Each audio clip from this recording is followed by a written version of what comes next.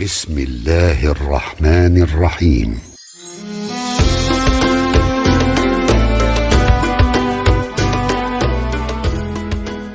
Alhamdulillahilladzi anzalal Qur'an fi syahri Ramadan hudal linnas wa bayyinatin minal huda wal furqan. Asyhadu an la ilaha illallah wa la syarikalah wa asyhadu anna Muhammadan abduhu wa rasuluhu amma ba'du. Sahabat-sahabat semua yang dirahmati Allah Subhanahu wa taala, alhamdulillah bertemu kembali dalam program Kurma Kultum Ramadan. Alhamdulillah hadirin, kita sekarang sudah masuk malam ke-20 Ramadan atau hari ke-20 Ramadan. Yang berarti kita sekarang sudah berada di 10 terakhir bulan Ramadan. Ini adalah waktu yang paling istimewa. Karena di 10 hari terakhir ini terdapat Lailatul Qadar.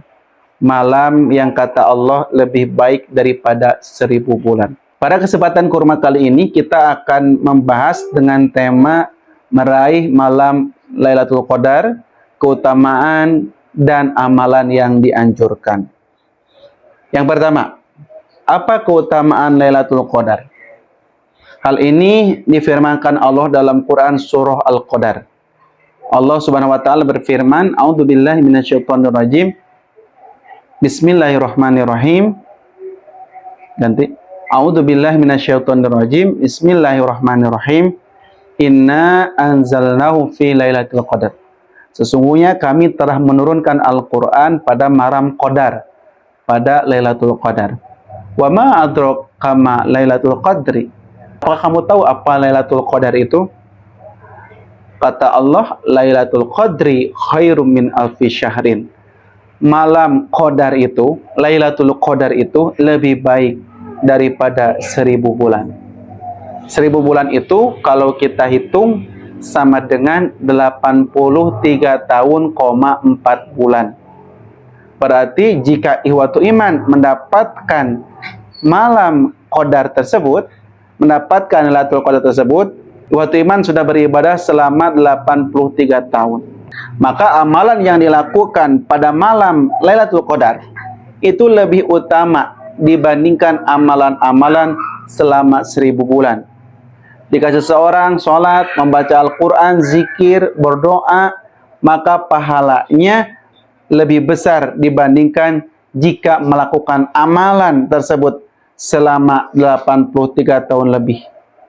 Jadi, amalan yang dilakukan saat terjadinya Lailatul Qadar itu sebanding dengan beramal di 1000 bulan, 83 tahun lebih. Itulah keutamaan malam Qadar atau Lailatul Qadar. Selanjutnya, saat Lailatul Qadar pula, malaikat turun membawa keberkahan.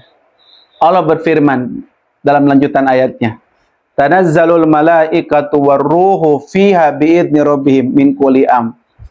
Pada malam itu turun malaikat dan ruh, malaikat Jibril, dengan izin Tuhannya untuk mengatur segala urusan. Salamun hiya hatta matla'il fajr. Sejahteralah malam itu hingga terbit fajar.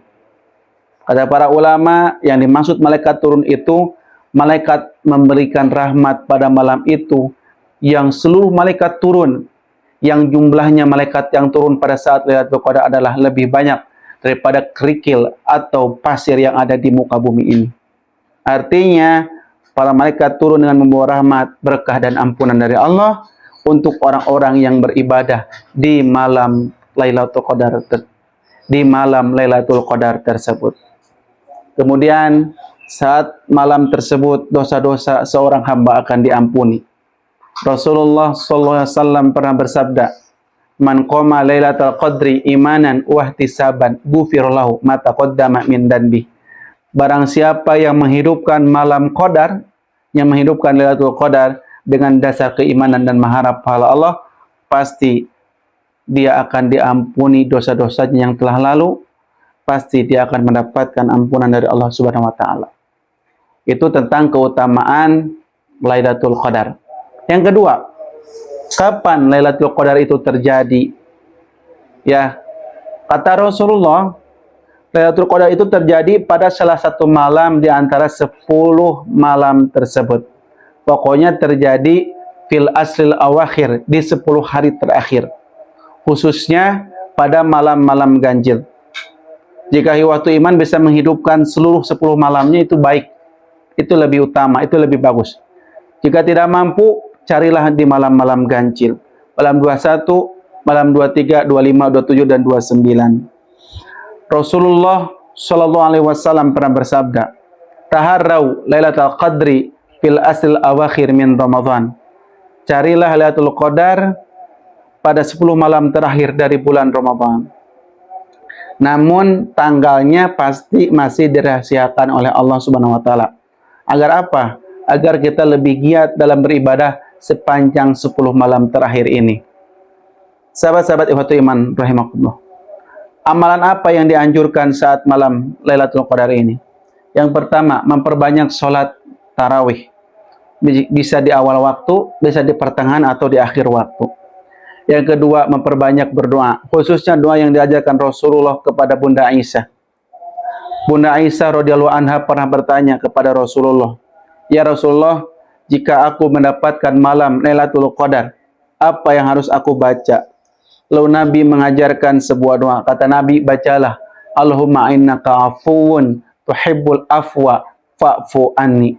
Ya Allah, sesungguhnya Engkau yang Maha Pemaaf, Engkau menyukai pemaafan, maka maafkanlah aku. Bacalah doa ini saat kita sedang berada di masjid atau saat kita sedang menghidupkan malam.